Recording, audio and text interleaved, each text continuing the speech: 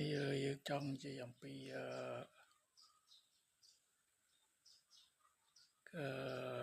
ការ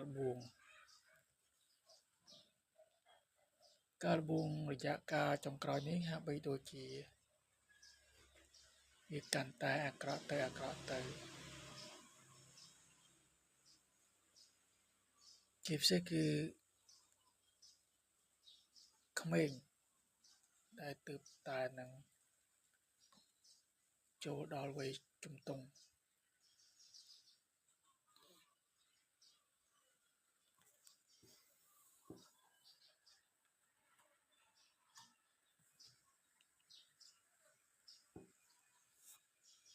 ការល្បួងទៅលើ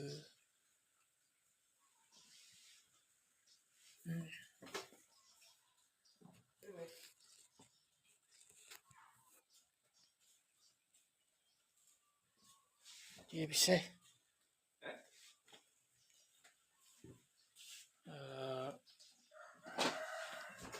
ក្មេង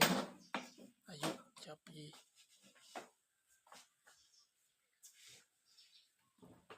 10ទៅ20ឆ្នាំ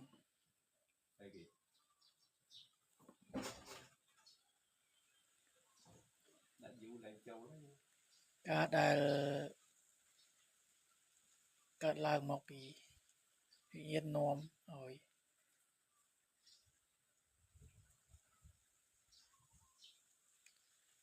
ការធ្វើអ្វីដែលมันមានវិញ្ញាណដឹកនាំ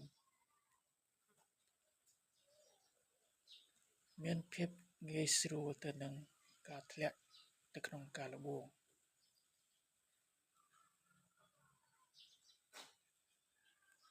យើងដឹងថាមនុស្សសពថ្ងៃស្ថិតនៅក្រោមការដឹកនាំរបស់វិញ្ញាណដែលធ្វើផ្ទុយអំពី